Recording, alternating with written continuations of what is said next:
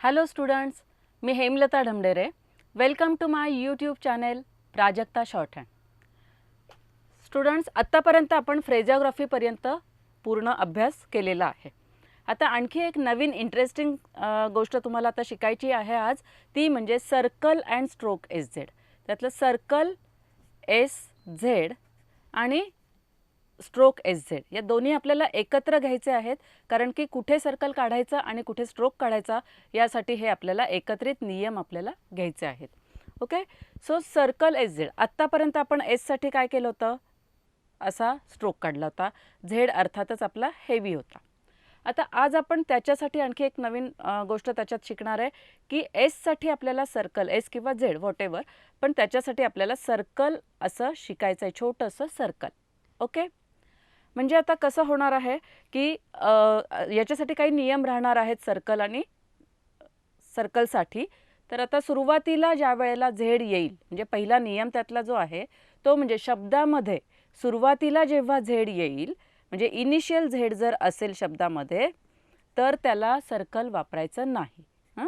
So इथे काय करायचं, initial Z always stroke Z आपल्याला वापरायचा आहे.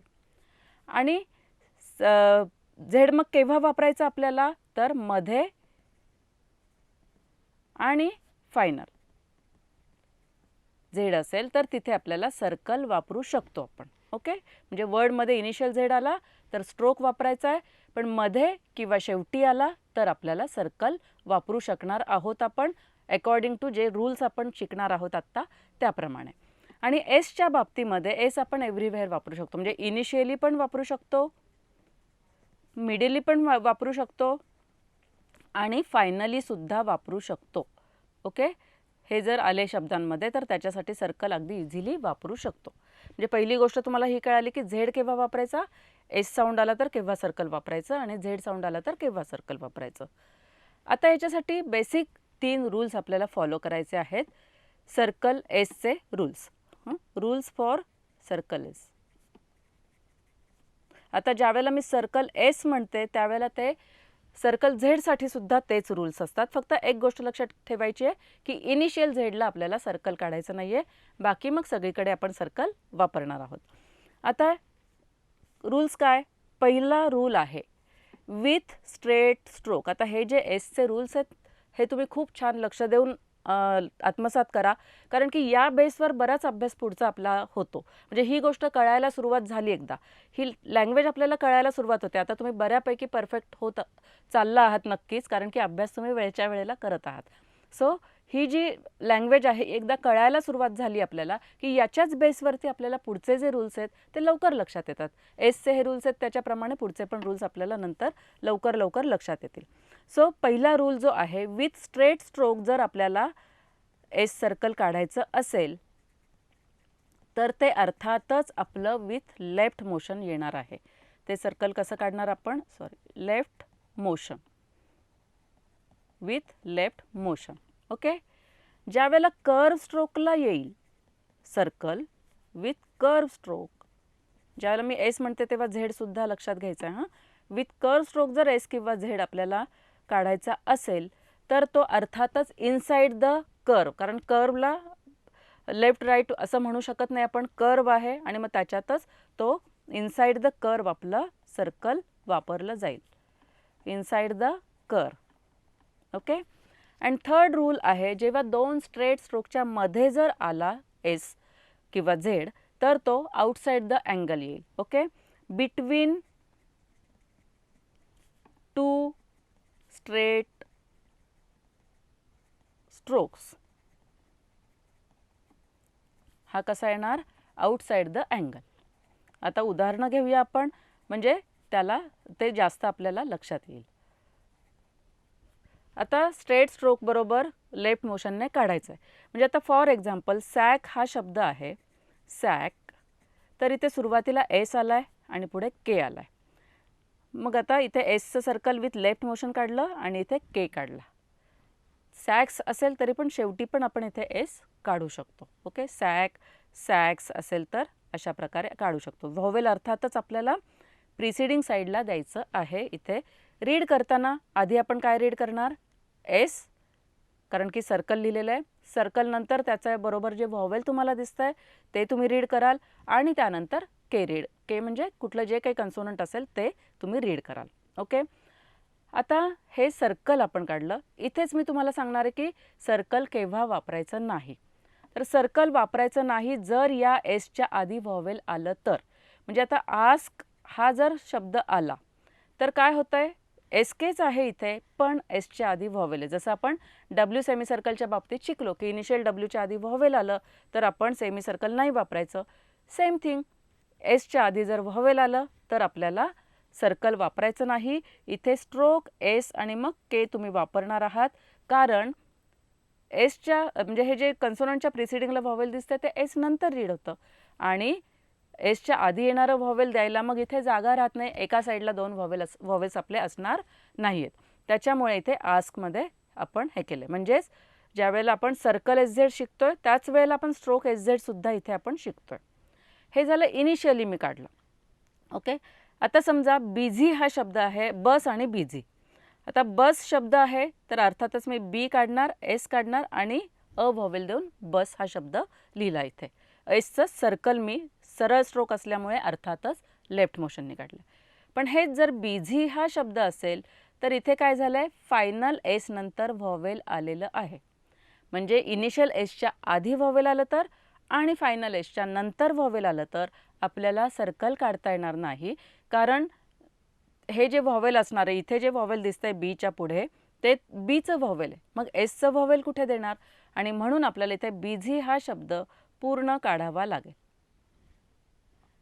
कळलं? सो इनिशियल एसच्या आधी व्हॉवेल आलं तरीही स्ट्रोक, फायनल एसच्या नंतर व्हॉवेल आलं तरीही स्ट्रोक. म्हणजे इथे रूल आपले आहेत, जर if initial S is preceded by a vowel, इथे मी थोडक्यात लिहिते, if initial S is preceded by a vowel, मग काय करणार आहे आपल्याला, इथे स्ट्रोक काढायचे आहेत. ओके, इथे स्ट्रोक काढावा लागणार आहे. आणि जर final S is followed by a vowel, final S म्हणजे एस असो किंवा झेड, इथं बिझीमध्ये झेड आला, so final S is followed by a vowel, मग त्याही वेळेला आपल्याला स्ट्रोक काढायचा आहे. अदरवाईज आपण एस सर्कल यूज करू शकतो. ओके, सो इथे आपल्याला हे दोन्ही चॅप्टरमधलं, चॅप्टर 7 आणि 8 दोन्हींमधलं एकत्रित का घ्यावं लागतं, कारण स्ट्रोक केव्हा काढायचा आहे, सर्कल केव्हा काढायचं आहे, हे दोन्ही वेगवेगळं शिकण्यापेक्षा बरोबरीने शिकलं तर आपल्याला जास्त लक्षात येईल. हे झालं स्ट्रेट स्ट्रोकच्या बाबतीत आपण घेतलं. आता कर्व स्ट्रोकच्या बाबतीमध्ये मला एस सर्कल कसं वापरायचं आहे. सपोज आता सेफ्स असा शब्द आहे, मी सांगितलं की सुरुवातीला पण एस सर्कल वापरू शकतो, फायनली पण वापरू शकतो. सो कर्व आहे एफ, ऑफकोर्स आपला रूल आहे inside the curve, S, F आणि एस, आणि एसचं ए व्हॉवेल जे आहे ते एफच्या प्रिसिडिंगला राहणार. ओके, सो हे झालं सेफ्स. ओके, त्याच्यानंतर आणखी कर्व काही असतील, सीम्स शब्द आहे सपोज सीम्स, तर एस, एम, एस अशा प्रकारे कर्व स्ट्रोकच्या बरोबर आपण हे सर्कल वापरू शकतो. तिसरा रूल होता आपला बिटवीन टू स्ट्रेट स्ट्रोक्स.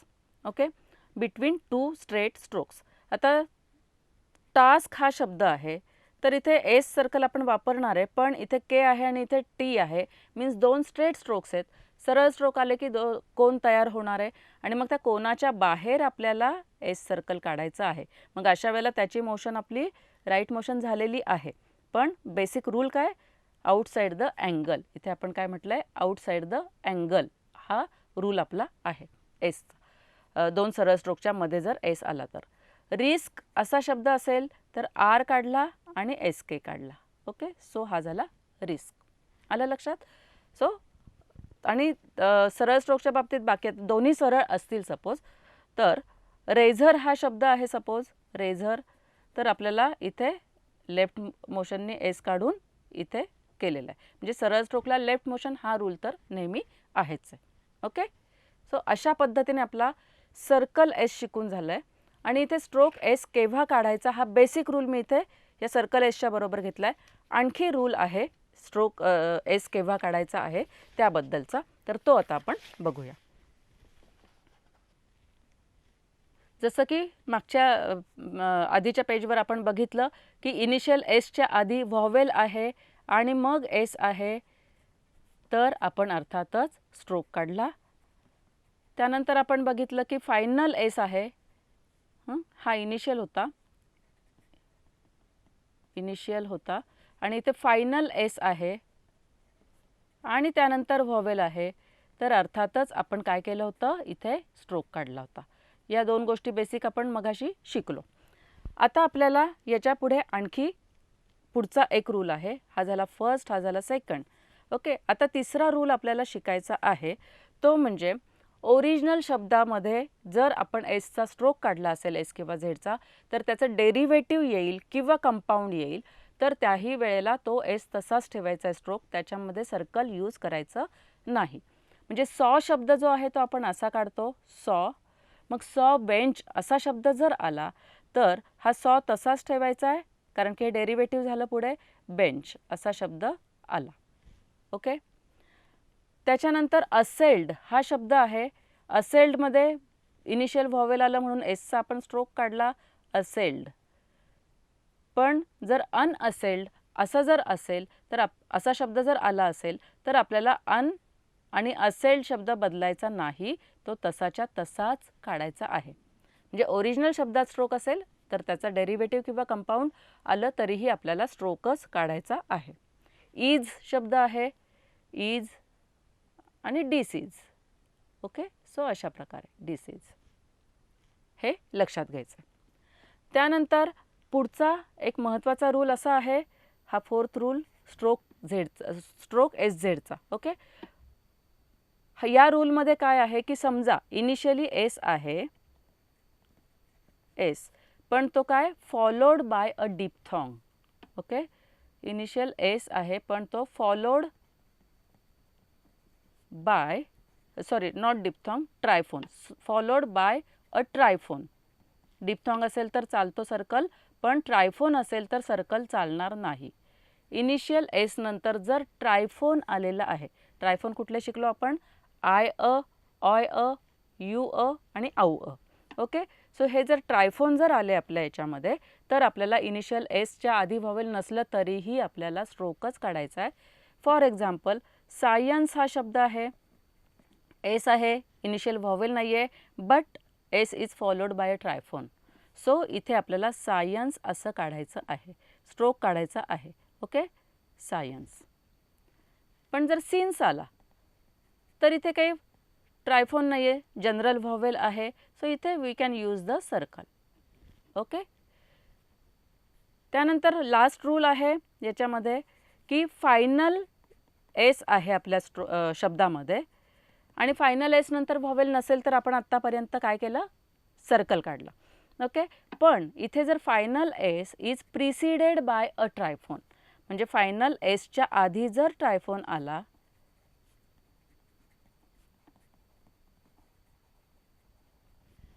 तर अर्थातच आपल्याला फायनल एस स्ट्रोक काढायचा आहे. म्हणजे आता फॉर एक्झाम्पल जॉयस असा शब्द आहे, जॉयस. ओके, सो इथे फायनल एस आहे but preceded by a triphone, so जॉयसमध्ये आपल्याला एस पूर्ण काढायचा आहे. ओके, सो असे बाकीचे पण शब्द तिथे दिलेले आहेत, टॉर्च्युअस वगैरे. सो ते शब्द तुम्ही लक्षात घ्यायचे की फायनल एसला जर ट्रायफोन प्रिसीड करत असेल तर आपल्याला इथे एस पूर्ण काढायचा आहे. ओके, आता एस सर्कलचा जो चॅप्टर आहे त्याच्यामध्ये तुम्हाला इकडे काही शब्द दिलेले आहेत ते समजून घ्यायचे आहेत. एकतर ग्रॅमलॉग्समध्ये आपण वापरू शकतो फायनली एस, त्यानंतर एस सर्कलच्या मोशनने आपला एल डाऊनवर्ड येऊ शकतो, त्याच्यासाठी इथे दिलेलं आहे. आणि काही जे लाईट व्हॉवेल्स असतात, अगदी उच्चार केले की नाही अशा पद्धतीचे जे व्हॉवेल्स असतात त्याच्यामध्ये आपल्याला ते व्हॉवेल नाही प्लेस केलं, दाखवलं तरीही चालणार आहे. असे हे या 2 पॅराग्राफमध्ये आहेत. ते शब्द मी तुम्हाला एकदा लिहून दाखवते. आता सपोज कॅन्सल हा शब्द आहे, कॅन्सल, त्याच्या आधी दिलेलं आहे की पुट, पुट्स. आता पुट आहे तर पुट्स करू शकतो, कम आहे कम्स करू शकतो, म्हणजे एस आपण लावू शकतो. गिव शब्द आहे, गिव्ज आपण इथे लिहू शकतो. ओके, आणि आता हा मी कॅन्सल शब्द लिहिते आहे, तर आता इथे कॅ एन आणि एस इथं आला एस, तर इथून आपल्याला एल अपवर्ड जाणं शक्य नाही. अशा वेळेला इथे एल डाऊनवर्ड येणार आहे. एलचे डिटेल रूल तुम्हाला नंतर कळणारच आहेत, पण आत्ता काही रूल्स तुम्हाला मध्ये मध्ये काही शब्द असे आलेले आहेत, त्यावेळेला मी सांगते की एस सर्कल आहे म्हणून तुम्हाला इथे एस सर्कलच्या मोशनने एल काढला आहे, मग तो डाऊनवर्ड काढलेला आहे. लेसन शब्दामध्ये पण एल डाऊनवर्ड आणि मग सन असा शब्द इथे लिहिला जाईल. पण लूजर शब्दामध्ये एल आपला अपवर्ड येऊ शकतो, कारण की एस सर्कलच्या मोशनने. म्हणजे कुठे डाऊनवर्ड काढायचा आहे, तर एस सर्कलच्या मोशनने तो डाऊनवर्ड जाणार असेल तर डाऊनवर्ड काढायचा, अदरवाईज आपण अपवर्ड काढू शकतो. त्यानंतर लास्ट पॅरामध्ये जे दिलेलं आहे की काही व्हॉवेल्स आपण नाही लिहिले तरी चालणार आहेत, जसं की पॉइझन शब्द आहे, सो पी एस चला आणि एन इथे पॉय आणि एस नंतर येणारा अ जो आहे नाही लिहिला तरीही हरकत नाही. लिहिला म्हणजे म्हणून चूक नाही तुमचं, पण नाही लिहिला कारण जेवढे व्हॉवेल आपल्याला गाळता येतील ओमिट करता येतील तेवढा आपला स्पीड वाढणार आहे आणि म्हणून इथे व्हॉवेल लिहू नका. सो पॉइझन, पॉइझन असं आपण कधीच वाचणार नाही, पॉइझन असा शब्द तिथे होईल. रेफ्युजल शब्दामध्ये आता हे लक्षात घ्यावं की जे बऱ्याच वेळेला ई स्पेलिंग आलं की ए पेनमधलं ए व्हॉवेल होतं. इथे आपण रिफ्युजल, रिसीट असे शब्द बोलतो आपल्या याच्यामध्ये, आपल्याकडच्या ॲक्सेंटमध्ये, पण बेसिक ॲक्सेंट हा रेफ्युजल, रेसिट असा शब्द असतो. सो इथे आर ई रेफ्यू आणि इथे पण एसच्या मोशनने एल तुमचा खाली येईल. मग आता हा आरच्या नंतर येणारा ए देऊ नका, रेफ्युजल आता इथे रेफ्यू आणि एस नंतर येणारा अ पण तुम्ही नाही दिला तरी चालणार आहे. तसाच शब्द आन्सर, डिझायर, डिझायरमध्ये पण एस आलेला आहे, सॉरी ई आलेला आहे इथे आणि त्याचं व्हॉवेल दाखवायचं नाही, ई आला आहे ते पेनमधलं ए व्हॉवेल असं समजून तिथे ऑन द लाईन लिहिलेलं आहे. आन्सरमध्ये एस नंतर येणारा अ जो लाईट व्हॉवेल जे आहे ते दाखवलेलं नाही. सो इथे अशा प्रकारे ओमिशन ऑफ व्हॉवेल, नंतर तर आपल्याला खूप व्हॉवेल्स ओमिट करायचे आहेत, पण आता ही थोडीशी सुरुवात आपल्याला मध्ये मध्ये दिसेल तुम्हाला. ओके, सो इथे आपला स्ट्रोक एस आणि सर्कल एस हे दोन्ही पण अभ्यास आपले पूर्ण झालेले आहेत. अर्थात आता त्याचे आपल्याला ग्रॅमलॉग्ससुद्धा बघायचे आहेत. सगळे ग्रॅमलॉग्स मी तुम्हाला एकदा समजावून सांगते आणि मग हा आपला चॅप्टर एंड होईल. आता सर्कल एसमध्ये आपले ग्रॅमलॉग्स आहेत. Z H on the line म्हणजे हेवी आहे, हे झेड एच म्हटलं की ऑफकोर्स हेवी, युज्युअल आणि usually. Okay, same circle above the line आणि नुसतं सर्कल जेव्हा येईल त्याही वेळेला ते लेफ्ट मोशननेच काढायचं. लक्षात घ्या, हे कसं काढायचं आहे, लेफ्ट मोशननेच काढायचं. So circle above the line as आणि हॅज हे दोन्ही शब्द होतील. मग ॲज आहे की हॅज आहे ते तुम्ही स्वतः रेफरन्सने बघू शकाल. सर्कल ऑन द लाईन काढलं तर इज आणि हिज हे दोन शब्द होतील. के आणि S circle above the line काढलं की बिकॉज, टी आणि S circle through the line काढलं की इट सेल्फ, टी एच आणि S circle above the line काढलं की दोज आणि दाय सेल्फ असा शब्द होईल, दोज आणि दाय सेल्फ. ओके, अर्थातच हे हेवी आहे कारण की द साऊंड आलेला आहे. त्यानंतर धिससाठी T H on the line आणि एस सर्कल आणि दससाठी T H through the line आणि एस सर्कल. त्याच्यानंतर आणखी पुढचे ग्रॅमलॉग्स आहेत आपले स्ट्रोक एसच्या लेसनमधले. M above the line me, M on the line him. Okay, M above the line me, M on the line him. मीला एस सर्कल लावलं की माय सेल्फ, हिमला एस सर्कल लावलं की हिमसेल्फ. ओके, त्यानंतर S P on the line, S circle आणि P on the line, special, specially असा शब्द होईल. त्यानंतर S P through the line, हे स्पेशल स्पेशली आपले ऑन द लाईन आहेत. S P through the line काढला आपण की स्पीक असा शब्द होणार. एस पी म्हणते तेव्हा एस सर्कल आणि पी हे लक्षात घ्या. त्याच्यानंतर एस बी, बी म्हणजे हेवी असणार अर्थातच. S be on the line काढला की सब्जेक्ट आणि सब्जेक्टेड असा शब्द होईल आणि एस आणि व्ही ऑन द लाईन काढला की सेव्हरल. ओके, सो अशा प्रकारे आपले सगळे ग्रॅमलॉग्स संपलेले आहेत. स्ट्रोक एस आणि सर्कल एस हे दोन्ही चॅप्टर पूर्ण करण्यासाठी किमान 3 दिवस घ्यायचे. सगळे आधी रूल्स बघून घ्यायचे, लेसनमधले सगळे शब्द करायचे, त्यानंतर एक्सरसाइज शब्दांचा प्रत्येक शब्द 3 ओळी. याला एक्सक्यूज घ्यायचं नाही. जो अभ्यास मी सांगितला त्या पद्धतीनेच करा. म्हणजे मग नंतर असं होणार नाही की अरे प्रॅक्टिस कमी पडली, आता शब्द आठवत नाही आहे कसा लिहायचा आहे. ही गोष्ट तुम्हाला पुढे होणार नाही. त्यानंतर पॅराग्राफ पहिला तुम्हाला इथे सुरू झालेला आहे, फर्स्ट पॅराग्राफ. सो एक्सरसाइज 25 मध्ये हा पूर्ण पॅराग्राफ आहे. प्रत्येक पॅराग्राफ किमान 5 टाइम्स. ओके. सेंटेन्सेस सुरुवातीचे आपण 10 टाइम्स लिहिले, पण आता पॅराग्राफ 10 टाइम्स नको, 5 टाइम्स सफिशियंट आहे. आणखी पुढे गेल्यावर 3 वेळाच लिहायचं आहे, कारण की आता इतकी या भाषेची आपल्याला सवय व्हायला लागते की इतकं खूप 10-10 वेळा पॅराग्राफ लिहायची गरज नाही आहे. पण प्रॅक्टिस सतत करतच राहायची. 3-3 वेळा नंतर करायचं आहे, पण सुरुवातीला आपल्याला 5-5 वेळा प्रत्येक पॅराग्राफ करायचा आहे. तसंच या स्ट्रोक एस झेडमधले सुद्धा धड्यातले शब्द लेसनमधले, त्यानंतर एक्सरसाइज, ग्रॅमरलॉग्स तुम्ही पाठ करणारच अर्थातच, आणि मग पॅराग्राफ. पॅराग्राफ करण्यापूर्वी त्या ठिकाणचे ग्रॅमरलॉग्स करणं गरजेचं आहे, कारण याचा वापर तुम्हाला इथे होतो. सो इंटरेस्टिंग सब्जेक्ट होता आत्ताचा circle S Z, stroke S Z, की ज्याच्यामुळे आता शॉर्ट हँडमध्ये आणखी एक स्टेप आपण छानपैकी पुढे गेलेलो आहे. स्टुडंट्स, तो सतत आता प्रॅक्टिस करत राहा, प्रॅक्टिस भरपूर करा, म्हणजे याच्यामध्ये तुम्हाला जास्त फ्लुएन्सी येईल शॉर्ट हँडमध्ये. परत भेटूयात आपण पुढच्या लेसनमध्ये. धन्यवाद.